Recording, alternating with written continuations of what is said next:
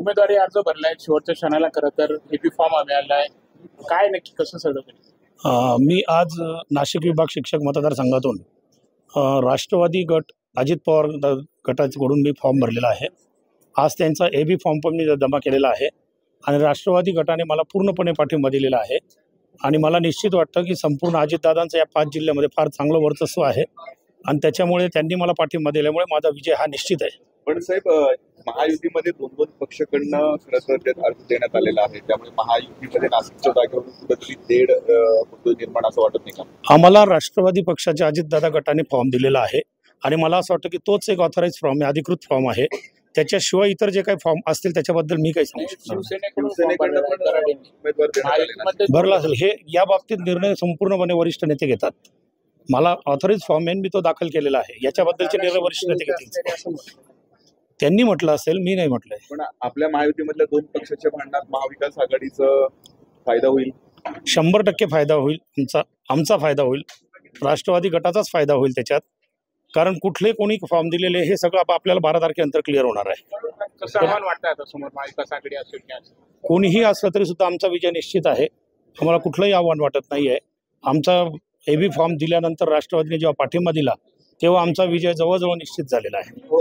शिक्षक या मतदारसंघामध्ये शिक्षक उमेदवार स्वरूपाची मागणी असते, मात्र अनेकदा जे निवडून येतात ते संस्थाचालक असतात, त्याच्यामुळे तुमचं यामध्ये नेमकं काय इंटरेस्ट आहे? निश्चितच की उमेदवारी भरण्यासाठी शिक्षकच असलं पाहिजे असं बंधन नाही आहे, परंतु आपण गेल्या अनेक निवडणुकांचा इतिहास जर बघितला आपल्या मतदारसंघाचा तर संस्थाचालक हेच शिक्षकांचे आमदार झालेले आहे आणि शिक्षक हा कर्मचारी आहे, संस्थाचालक हे मालक आहेत।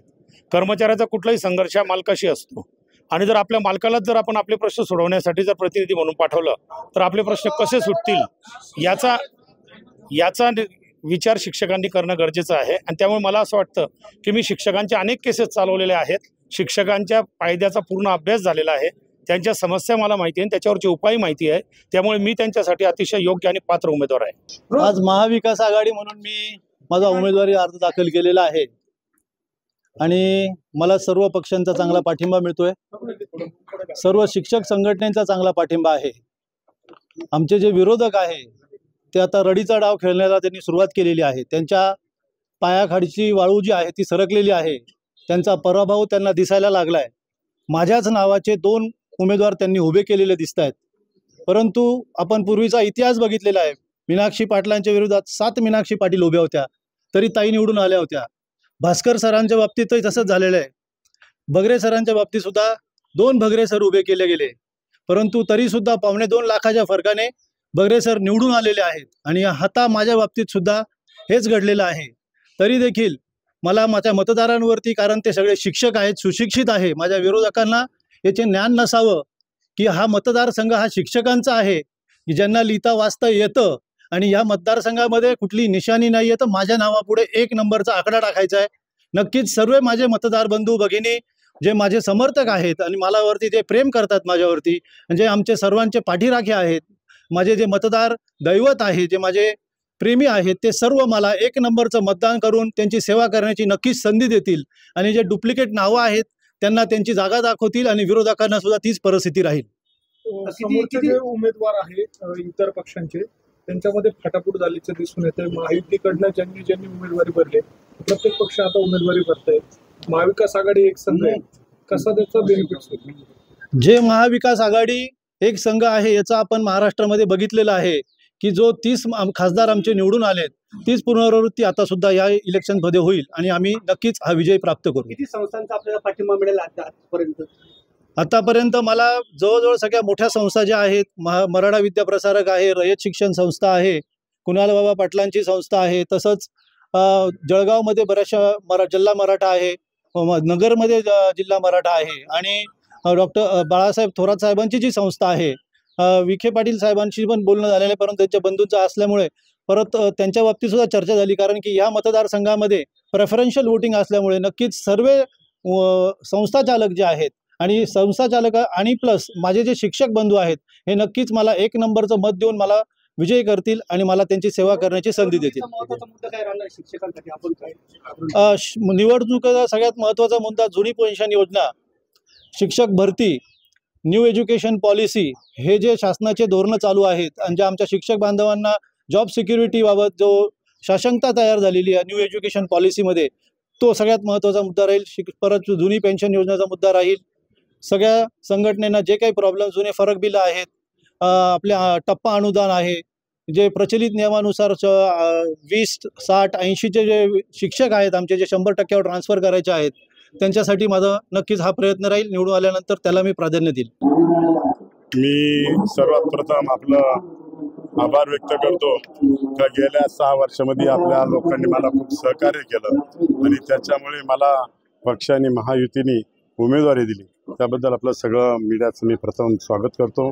गेल्या 5 वर्षाच्या काळामध्ये, करोनाचा काळ 1 वर्षाचा सोडला, सातत्यानं 5 वर्षाच्या काळामध्ये मी अतिशय सुंदर काम केलेलं आहे. माझ्या काळामध्ये साधारणतः 3 मुख्यमंत्री झाले. राज्याचे मुख्यमंत्री देवेंद्रजी झाले, त्यानंतर ठाकरे साहेब झाले, उद्धवजी झाले, त्यानंतर शिंदे साहेब. पण आमच्या शिक्षकांसाठी सर्वात जास्त काम सध्या शिंदे साहेबांनी केलंय. अजून मला सांगायला आनंद वाटणार आहे. गेल्या वेळी ठाकरेंकडून खरं तर निवडणूक लढवली होती, यंदा अचानक काय शिंदे गटात? नाही, मी मागच्या वेळेस ठाकरेंकडून उमेदवार, मी अपक्ष उमेदवार होतो, मला सपोर्ट दिलेला होता. यावेळी पण सपोर्ट मागितला होता? नाही, सपोर्ट वगैरे मागायचं काही काम नाही. आमच्या शिक्षकांचा आग्रह होता का आत्तापर्यंत इतिहासात ह्या सरकारने आम्हाला इतकं दिलं भरभरून का आता यापूर्वी कोणीच दिलेलं नाही. म्हणजे 1650 कोटी ज्युनियर कॉलेजसाठी दिले, 1160 कोटी 20% 40%वाल्यांसाठी दिले.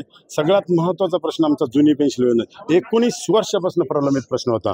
पण हे राज्याचे मुख्यमंत्री यांनी घोषित केलं का येणाऱ्या अधिवेशनमध्ये, मागं 20 डिसेंबरला अधिवेशन झालं, त्यात जुनी पेन्शन लागू करू हे सांगितल्यानंतर 5,500 लोकांना लागू केले. आता 21,000 शिक्षक राहिलेले. त्याच्यासाठी पूर्ण शासनाची तयारी आहे. येणाऱ्या 27 तारखेला जे अधिवेशन आहे त्यामध्ये आमच्या सर्व लोकांना जुनी पेन्शन योजना मिळणार आहे. मिळाला. पण महाविकास आघाडीकडनं महायुतीकडनं राष्ट्रवादीला सुद्धा आता जे अर्ज देण्यात आलेला आहे त्यामुळे अजित पवार गटाचे त्यांना देखील फूट पडली महायुतीमध्ये. असं काही नाही. वरिष्ठ पातळीवर तो निर्णय घेतला जाईल. अजून काही माघारीला बरेच दिवस, 12 तारखेपर्यंत सगळं पिक्चर क्लिअर होईल. पण अशी देखील चर्चा होती की संजय कुलवेंना देवांग गोडसेचा अगदी शेवटच्या वेळेस तिकीट दिल्यामुळे त्या पराभव त्यांना बघावा लागला. असं अगदी शेवटच्या क्षणी जर उमेदवार फायनल होणार असेल महायुतीचा तर पुन्हा फटका बसेल असं वाटतं? असं कधीच होणार नाही. सातत्याने मला तिकीट पेक्षा मी ह्या ग्राउंड लेवलला काम करतोय. आतापर्यंत महाराष्ट्रात असं एकही आमदार नाही. 100 आंदोलन केलेले मी आतापर्यंत, 100, आणि असंख्य प्रश्न सोडवलेले. त्याच्यामुळे आत्ता म्हणता येणार नाही. गेल्या 6 वर्षापूर्वी दुसऱ्या दिवशी माझी उमेदवारी फायनल झाली. त्याच्यामुळे मला EV फॉर्म तर महत्त्वाचीच गोष्ट आहे, पण मी सातत्याने संपर्कात आहे. उत्तर महाराष्ट्रामध्ये, उत्तर महाराष्ट्र वर्ष जनतेमध्येच होते, तेही कामच करत होते, तरी देखील जो विलंब झाला त्याचा फटका बसला. प्रत्येक इलेक्शनची पद्धत अलग असते. आमचं सुशिक्षित मतदान आहे, लिमिटेड मतदान आहात. मी प्रत्येकाच्या घरी गेलो, प्रत्येकाच्या शाळेत गेलो, प्रत्येक लोकांचे प्रश्न सोडवले. त्याच्यामुळे जनमतामध्ये माझं सगळ्यात जास्त कौल पण आहे. उद्धव ठाकरेंनी महाविकास आघाडीचं काम करत नाही, असं काही म्हणता येणार नाही. त्यावर आम्ही एक मीटिंग घेऊन, फॅमिलीची मीटिंग घेऊन त्याच्यावर योग्य ते डिसिजन काम करते. आज त्याच्या 12 तारखेपर्यंत बघत राहायचं आपण. पण अशी देखील चर्चा आहे की संदीप गुळवेंना ही उमेदवार मिळाली, तुम्ही देखील स्वतः इच्छुक होते, मात्र गुळवेंना मिळाल्यावर तुम्ही आम्हाला स्वीकारला? मुळीच नाही. मी उत्सुक नव्हतो आणि मी तिथं कधी मागितली नाही उमेदवारी. मला सपोर्ट द्या हे सुद्धा सांगितलं. ऑलरेडी मी अपक्ष म्हणून काम केलं. अपक्ष काम केल्यामुळे मला 5 वर्ष शिक्षकांचे खूप कामं करता आले. देवेंद्र साहेबांबरोबर करता आले, उद्धव साहेबांबरोबर करता आले आणि शिंदे साहेबांना. आता सध्याचा आमच्या शिक्षक संघटनेत सगळ्याच रेट होता का ह्या मुख्यमंत्री इतकं भरभरून दिलं का 12 वर्ष बिगर पगारी लोक काम करत होते. आज प्रत्येकाची चूल पेटवण्याचं काम या CMने केलं. म्हणून माझ्या संघटनेच्या लोकांचा खूप आग्रह होता का काही झालं तर शिंदे साहेबांसारखा शिक्षण मंत्री आपले केसरकर साहेब यांच्यासारखा शिक्षण विभागाला अद्याप माणूस लाभलेला नाही. त्याच्यामुळे शिक्षकांच्या सगळ्या संघटनेच्या आग्रहास्तव मी आज EV फॉर्म महाविकास आघाडीकडनं संदीप कुलवे यांना उमेदवारी देण्यात आलेली आहे. किती मोठं आव्हान वाटतं त्यांचं? मी आव्हान वगैरे काहीच नाही. तिघही जे आता कॅन्डिडेट आहेत त्यामुळे किती आव्हानं वाढतायत, हा तेढ वाढतोय? नाही, निश्चितपणे नाशिक विभागाची शिक्षक मतदारसंघातली ही जागा शिवसेना महायुतीला सुटलेली आहे आणि दराडे साहेबांना त्या ठिकाणी उमेदवारी माननीय मुख्यमंत्री महोदय एकनाथजी शिंदे साहेबांनी घोषित केलेली आहे आणि शिवसेना महायुतीचे उमेदवार म्हणून आम्ही त्यांचा अधिकृत EV फॉर्म सकट फॉर्म त्या ठिकाणी दाखल केलेला आहे. राहिला विषय, इतर कोणी जर फॉर्म भरलेला असेल तर वरिष्ठ पातळीवर या संदर्भातली चर्चा होईल आणि ही जागा शिवसेनेला सुटल्यामुळे इतर पक्षांचे जर कोण असतील महायुतीचे तर ते त्या ठिकाणी माघार घेतील. कुठेतरी संवाद वाढतोय लोकसभा निवडणुकीमधल्या या सगळ्या बिलकुल असा काही विषय नाही.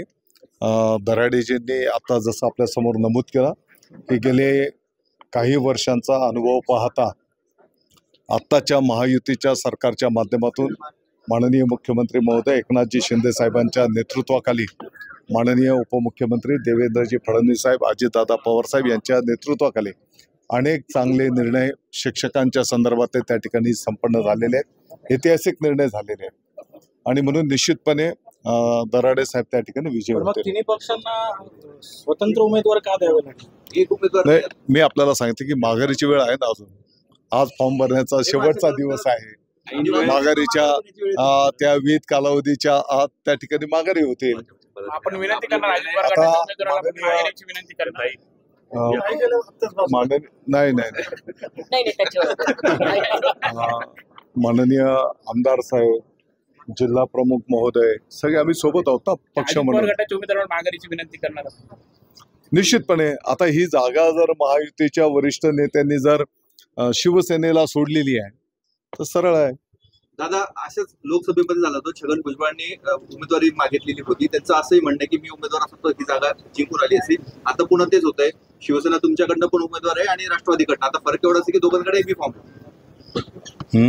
दोघांकडनं एबी फॉर्म दिले आलेले आहेत आणि यावेळेस मी सांगितलं ना की वरिष्ठ पातळीवर या संदर्भामध्ये चर्चा होईल. ही जागा महायुतीमध्ये शिवसेनेला सुटलेली आहे, त्याच्यामुळे दराडे अधिकृत उमेदवार महायुतीचे आहेत. ज्याने कोणी आणखी महायुतीच्या पक्षाने भरलेलं असेल तर ते माघार होईल.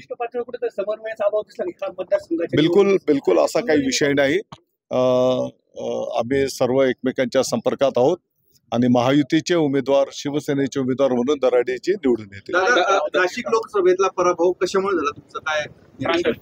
मला वाटतं की या संदर्भामध्ये आपण एकदा निवांत चर्चा करू. आम्ही पण या गोष्टीचं आत्मचिंतन करतो आहोत. काही बाबी केलेल्या आहेत. येणाऱ्या काळामध्ये त्याच्यामध्ये आम्ही दुरुस्ती करू. नाही, पण आता उद्याला सीएम साहेबांनी काही प्रमुख पदाधिकाऱ्यांना बोलवलं अशी माहिती आहे. तुमच्याकडे जर आव्हान मागितलं तुमच्याकडनं काय सांगितलं जाणार? तिथं सांगू ना. मी स्वीकारतो. जर मी इकडचा प्रमुख पदाधिकारी आहे, पक्षाला जे काही अपयश आलं असेल तर त्याची जबाबदारी माझी आहे. उपमुख्यमंत्र्यांनी जबाबदारी स्वीकारली राजीनामा देण्याची, मला असं आपण काय करणार? तुम्ही सांगाल तर मी पण मुक्त व्हायला तयार आहे.